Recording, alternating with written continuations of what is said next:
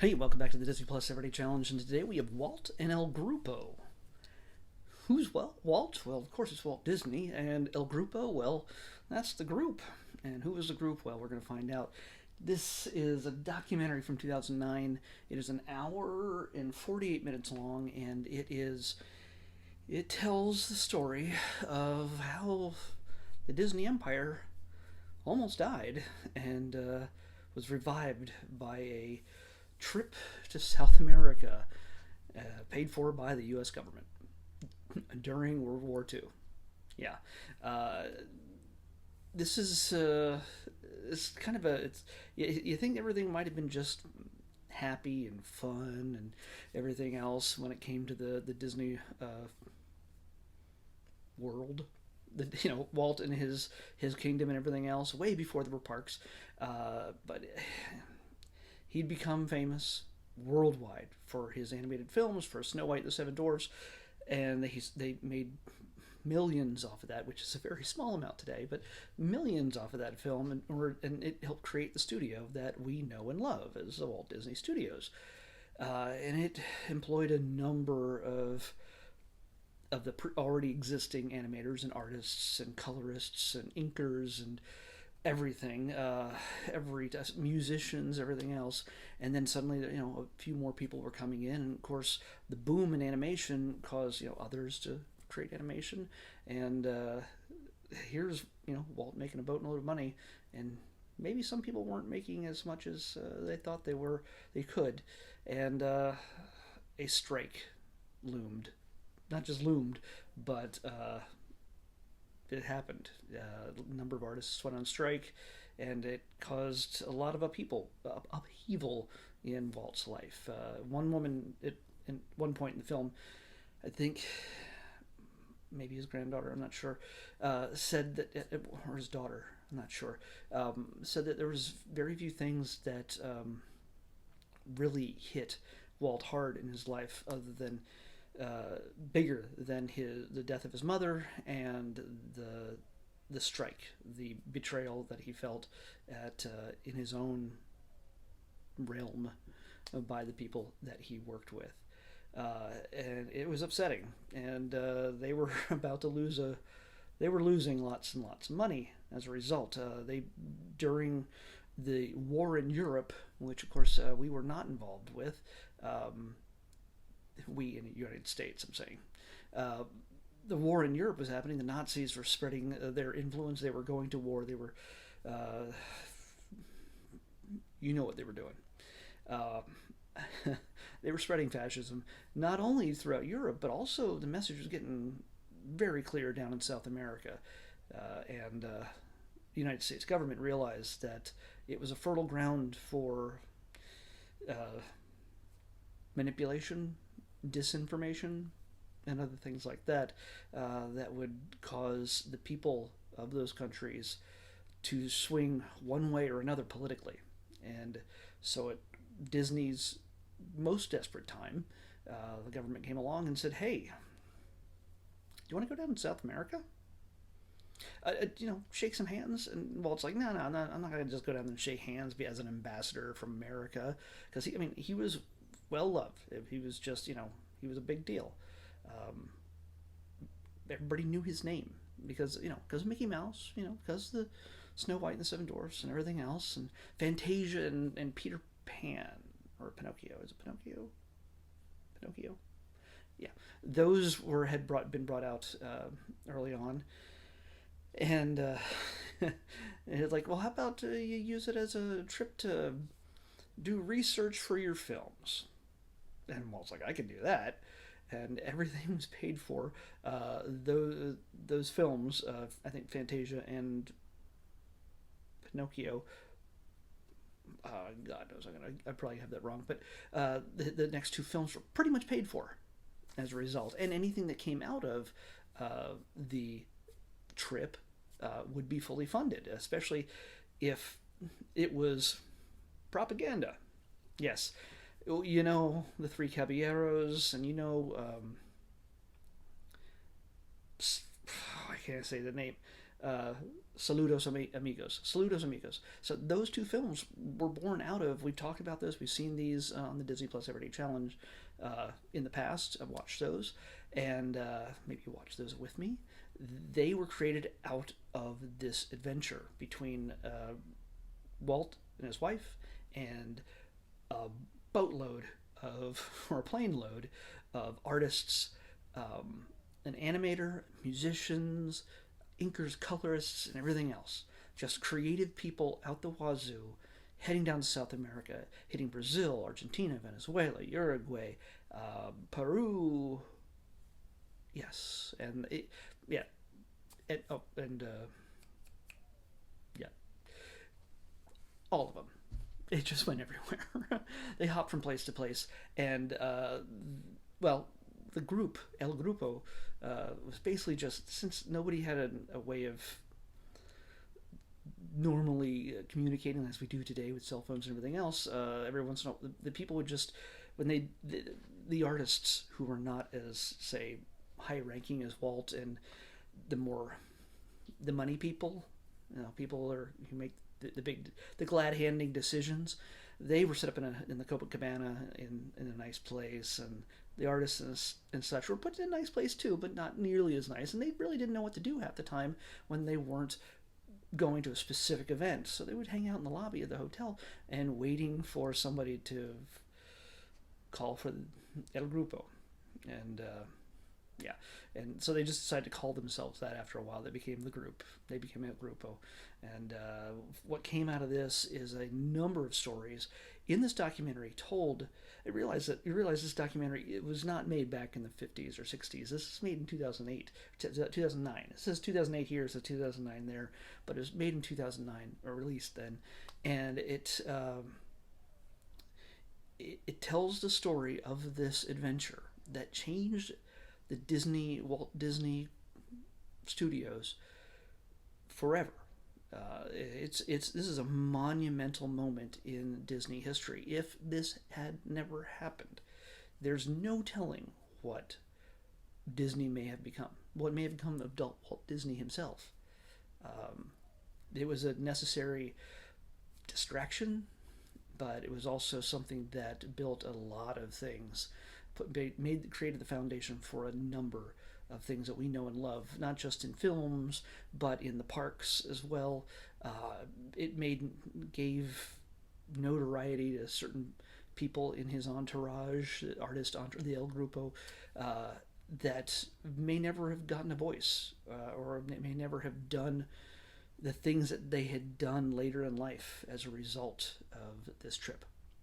One of the biggest, most well-known ones is Mary Blair, who her and her husband both were on the team, and she wasn't actually invited at first. She had to go in there and lobby to be included in this, because it's pretty much of a boys' club, and most of the women who were going to this thing were basically secretaries.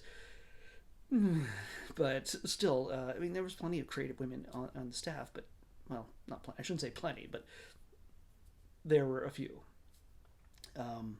Mary was able to go along, and along with her husband, they both started just drawing and painting and things like that from the things they saw while they were throughout South America, and it changed Mary's style to a tremendous degree. And I know you've seen her work, because it's seen throughout Disneyland, particularly is in the primary design, the look and feel of It's a Small World After All. So, yeah, whether you like the song or not, it is an iconic piece of the Disneyland mythos that grew out of it. And she quickly became Walt Disney's favorite artist out of all this. So I don't want to ruin everything for you, because honestly, I think this is, if you have a love for classic Disney and the animators and the people, the foundation for all this stuff, and also maybe you have connections to South America in your family at all, this is made for you. This is just, it's wonderfully done. It's told by the ancestors of some of these people, because some of them are long gone, but told by their children or grandchildren, reading letters that they would send back home to their family, saying, some of them had to leave their wives or girlfriends behind while they were off in South America. and they would write letters to them and say tell them what their day-to-day lives were, what the things they were doing, what it was like to see hear all the music and the dancing and all the just the beauty of the lands, the hills, the water, the hills, everything else. Just you can see it coming through in the art, and you get to see a lot of the art. You get to see a lot of slow motion camera rollovers of artwork as people are speaking. By the way, with subtitles in Spanish and Portuguese and everything else. It's yeah. So be ready to be doing some reading, but if you don't know those languages, but this is it's a I learned a lot, and I think you can. There's names that we all kind of know. If we have any strong connection to Disney, just certain artists and creators and things like that. But this kind of gives a deeper look at them and puts a face to a lot of the names that we know and love, and a lot of the art, so much of the art that we recognize. Jose, just Jose from the Enchanted Tiki Room, and all the stuff that comes out of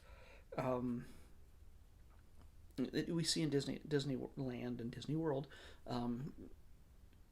comes out of this adventure, comes out of this trip, and it's detailed beautifully, both in word and pictures, and archive video, and the film creators go back and they revisit some of the spots that a lot of this took place, because it's pieces of Disney history was made in South America.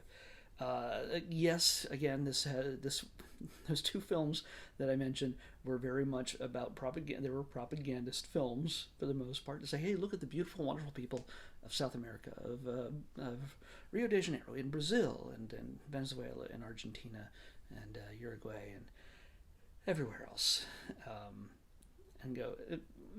While some of them were already embracing Nazism.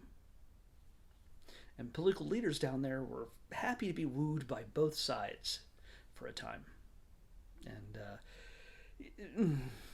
yeah, some of them did lead some unenviable ways, but that's another lesson for another time that has nothing to do with this. It does not lean heavily on the political aspect of this. I think there's a story there. I'm sure there's probably a documentary out there about that I don't know if Disney would be making, but that's a story I would like to see.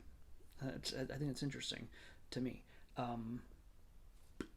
But this one actually, I mean, doesn't make Walt look bad, but it's fairly honest about how people felt about him back in the original boom of the Disney studios, and how he was at odds with a number of people, and how things should progress, and how he should be running things. So it's encouraging to see. I gotta wonder if this is the kind of thing they must have shown at a D23 Expo at some point, because I think this is something that would make sense to be seen elsewhere. But this is all about the 1941 Goodwill Tour. If you ever want to Google that, 1941 Goodwill Tour, South America, Walt Disney. Those are the things you probably want to search for, and you'll find all about that. Maybe you'll find this video. If you're actually watching it to this point, well, you don't need to search for that. But yeah, the music is great. Of course, there's lots of original salsa music and tango and everything else. I'm not an expert in any of those things, but it's those people trying to show the culture of their modern culture of the time, and also their historic culture for their people. And they're dressing up Walt in all sorts of gaucho costumes and everything else, and you just get to see the artists going nuts, just sketching away at adding characters to certain situations you would have never imagined, but also just landscapes and all sorts of beauty. I never fully appreciated a lot of the artists until now. As much I should have. I mean, I did. I mean, a lot of the stuff is absolutely gorgeous, of course, but now I just want to own some original Mary Blair stuff, because now I know more about her. I'm like, that would be neat. to own some of that. But I'm feeling a lot of prints are available at the Disney parks that either make use of her art or actually are recreations of it. So I'm sure you can find it. Anyway, that's my take on it. It's worthwhile if you're a Disney nut, especially for the classic era of all things Disney, and not afraid to see how things were back then. So let's pick tomorrow's episode. 550. Jeez. Okay. Well, let's stay in the 500s. Come on. 550. Oh, okay. Well, this is, I don't know if I've seen any of this. I think I bought some of the toys for some little guys that I know. Or maybe I bought them for myself. I can't remember. Either way, this is a Marvel related thing, but it's for the kids and it's a series. It's the Superhero Squad show. Oh, yeah. That's what we're watching next. I'll probably watch 1 or 2 episodes at most. I'll probably get the gist of it. But it's really, I'm sure it's not really made for me. But yeah, the Superhero Squad show on the Disney Plus Everyday Challenge. I'll see you back here tomorrow with that.